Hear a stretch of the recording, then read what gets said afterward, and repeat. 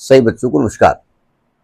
हम बात कर रहे हैं सिंगेज कोऑर्डिनेट की, जिसके चैप्टर 2 स्ट्रेट लाइन की हम बात कर रहे हैं, जिसकी कंसेप्ट एप्लीकेशन एक्सरसाइज 2.1 की हम बात कर रहे हैं। तो देखते हैं उसका नेक्स्ट क्वेश्चन। देखिए 18th क्वेश्चन क्या कहता है, क्वेश्चन को ध्यान से पढ़िएगा। लिखा है कि the find the equation of straight line which passes through the origin and makes an angle 60 degree with the line x plus root 3y plus 3 root 3, वो एक लाइन होना चाहिए, इज इक्वल टू 0। यानी जो गिवन लाइन है वो है आपकी x plus root 3y plus 3 root 3 is equal to 0, ये लाइन गिवन है। और एक और लाइन है जो ओरिजिन से पास हो रही है, और इस लाइन से वो 60 डिग्री का एंगल बना रही है। एंगल बिटवीन टू लाइन का कंसेप्ट हमको बताया गया, उसी कंसेप्ट को हम यूज करने जा रहे हैं। देखो ध्यान से, पहले जो गिवन लाइन है ना, इसका स्लोप निकाल लिया जाए। तो स्लोप निकालने के लिए इसको आपको स्लोप फॉर्म में कन्वर्ट करना पड़ेगा। चलिए, और स्लोप फॉर्म आप जानते हो y is equal to mx plus c होता है, तो यहां से y निकाल लो। यानी ये क्या आएगा, root 3y is equal to minus x minus 3 root 3, इसको उधर ले जाओ तो y is equal to minus 1 upon root 3x minus 3। यानी इसका जो स्लोप आने वाला है वो माइनस 1 बाई रूट 3 आने वाला है। इसका स्लोप निकल आया, समझ में आ गई बात, इसका स्लोप मालूम हो गया। अब जो रिक्वायर्ड लाइन है उसकी स्लोप मैंने मान लिया m2। Let slope of required line, वो हो गया m2। अब दोनों जो लाइंस हैं उनके बीच एंगल दिया है 60 डिग्री। तो हम जानते हैं, यानी जो थीटा यहां गिवन है वो 60 डिग्री। हम जानते हैं दो लाइन के बीच जो एंगल का फार्मूला होता है वो होता है tan theta is equal to m1 minus m2 upon 1 plus m1 into m2। अब इस फार्मूले में एक लफड़ा है। अगर आपने ये फार्मूला लगाया, ठीक, आपने m1 की जगह रखा, m2 रखा, जो भी रखा, m1 m2 आपने माना है, आपने जिसको m1 माना है मैंने m2 मान लिया, तो ये वैल्यू नेगेटिव आ जाएगी ना। तो मैं एक काम करूंगा कि मैं यहां मॉड लगा दूंगा, ठीक है, और यहां पर बाहर प्लस माइनस का साइन लगा दूंगा कि भाई मैं m1 मानू m2 मानू, ये प्लस माइनस होगा। आपके ये कौन सा लफड़ा, प्लस माइनस है लफड़ा। दो लाइन के बीच एंगल ये भी होता है, दो लाइन के बीच एंगल ये भी होता है, ठीक है, इसलिए हमने यहां मॉड लगा करके प्लस माइनस लगाया है।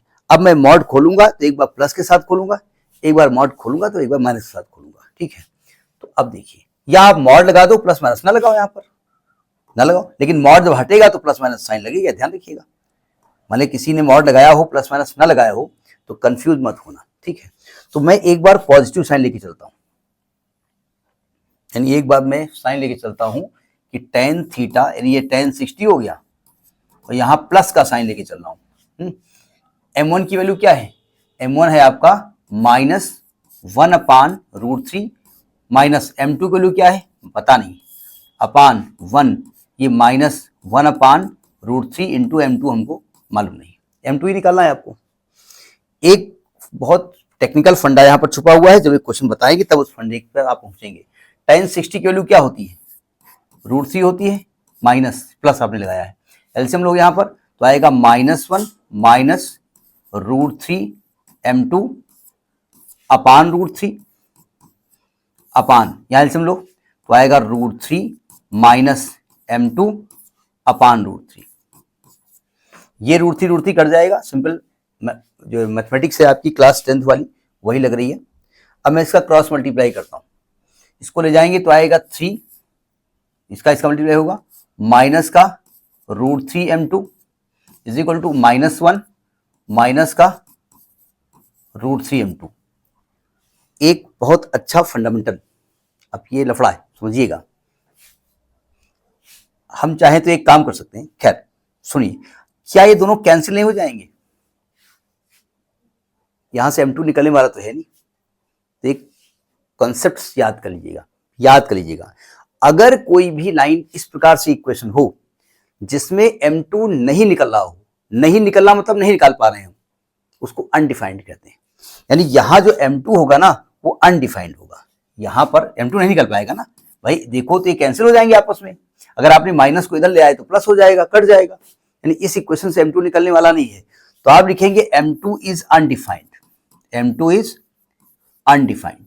ये कंसेप्ट होता है कि अगर कहीं पर M2 नहीं निकल पा रहा है, अनडिफाइंड आ रहा है, तो वहां पर line parallel to y axis होती है।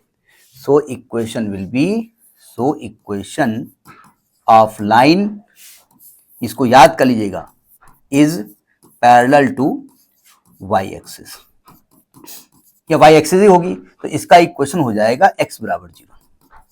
मतलब आप पैरेलल टू वाई एक्सिस कहिए, या आप ये कह दीजिए कि वो वाई एक्सिस ही है।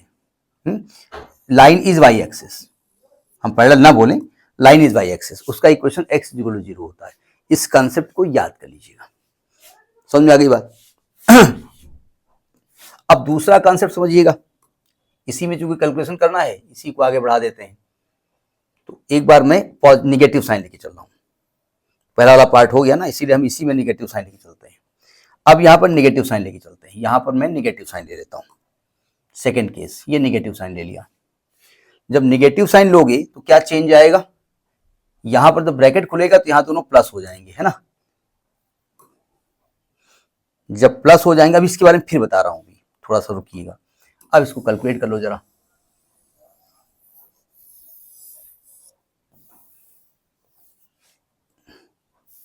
देखो, अब ये इसको उधर ले जाओ, 1 को उधर ले आओ, तो ये 2 आएगा इज इक्वल टू, ये आएगा 2√3m2।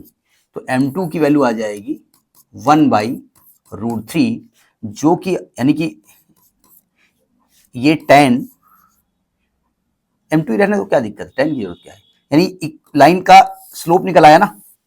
अब हमको इक्वेशन ऑफ लाइन निकालनी है। Equation of line, generally equation of line होती y is equal to mx plus c. बोले ये क्या बता रहे हो, ये ओरिजिन से पास हो रही है, तो वही लगा दो। ओरिजिन से पास हो रही है तो ओरिजिन बोले तो 0 0, तो इसको आप मान लो x1 y1। तो लाइन का इक्वेशन क्या आएगा, y minus y1 is equal to m x minus x1, है ना। और y minus y1 is 0, m की वैल्यू क्या है 1/√3 x माइनस 0। तो y is equal to x/√3, cross multiply कर दो, तो y√3y is equal to x, या इसको लिख दीजिएगा x माइनस √3y बराबर 0। ये लाइन का इक्वेशन हो गया। इसमें एक चीज कंफ्यूज ना होना कि अगर मैं माइनस से माइनस कॉमन ले लूं तो ये इक्वेशन ये भी लिखी हो सकती है, ठीक। अब जो इसके पहले का पार्ट में अनडिफाइंड की बात कर रहा हूं, उसके बारे में आपको भी बढ़िया सी बात बता दूं। अभी आप कह रहे हैं कि m आप नहीं निकाल पा रहे हो, ये कह रहे हो ना भाई, m नहीं निकाल पा रहे हो मतलब m की वैल्यू क्या हो सकती है, मान लेते हैं इनफाइनाइट हो सकती है। और इनफाइनाइट चूंकि tan 90 की वैल्यू होती है, इनफाइनाइट किसकी वैल्यू होती है, tan 90 की वैल्यू, और 90 मतलब ये लाइन x एक्सिस से 90 एंगल बनाएगी, तो y एक्सिस जाएगी।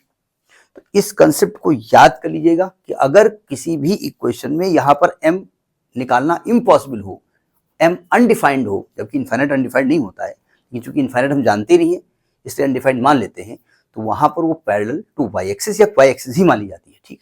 तो this is the question. Next in the next video, नमस्कार।